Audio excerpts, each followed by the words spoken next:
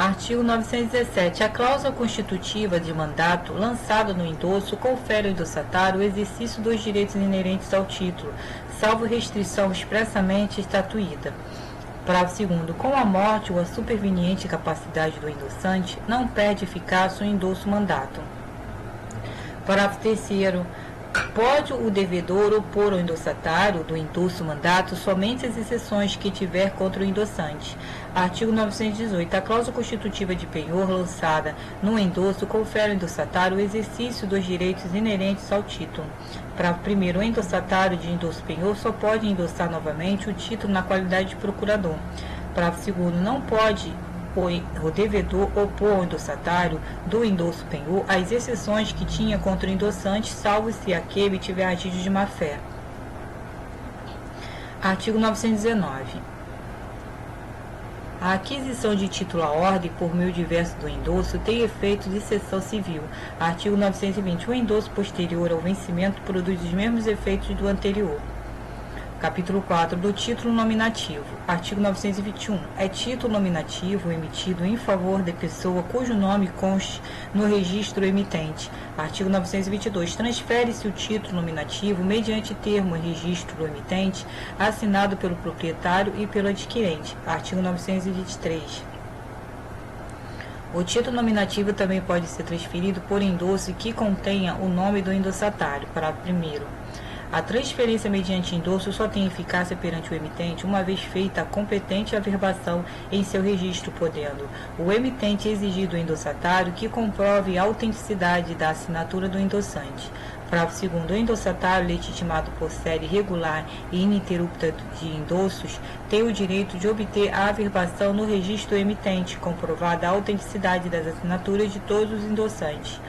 Parágrafo 3º. Caso o título original contenha o nome do primitivo proprietário, tem direito o adquirente a obter do emitente novo título em seu nome, devendo a emissão do novo título constar no registro emitente. Artigo 924. Ressalvada a proibição legal, pode o título nominativo ser transformado em a ordem ou ao portador, a pedido do proprietário e à sua custa.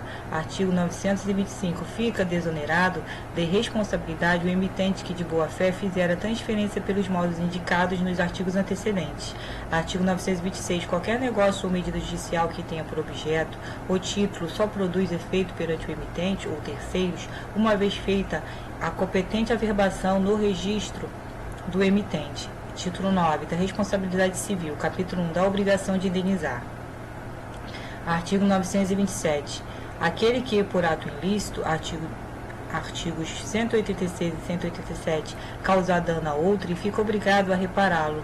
Parágrafo único. Haverá obrigação de reparar o dano independentemente de culpa nos casos especificados em lei ou quando a atividade normalmente desenvolvida pelo autor do dano implicar, por sua natureza, risco para os direitos de outrem. Artigo 928. O incapaz responde pelos prejuízos que causar se as pessoas por ele responsáveis não tiverem obrigação de fazê-lo ou não dispuserem de meios suficientes. Parágrafo único. A indenização prevista neste artigo, que deverá ser equitativa, não terá lugar se privar do necessário o incapaz ou as pessoas que dele dependem. Artigo 929. Se a pessoa lesada ou o dono da coisa, no caso do inciso 2 do artigo 188, não forem culpados do perigo, assistir-lhe-á direito à indenização do prejuízo que sofreram. Artigo 930. No caso do inciso 2 do artigo 188, se o perigo ocorrer por culpa de terceiro, contra este terá o autor do dano a ação regressiva para haver a importância que tiver ressarcido ao lesado. Parágrafo único. A mesma ação competirá contra aquele em defesa de quem se causou o dano. Artigo 188, inciso 1. Artigo 931. Ressalvados os outros casos previstos em lei especial, os empresários individuais e as empresas respondem, independentemente de culpa, pelos danos causados pelos produtos postos em circulação.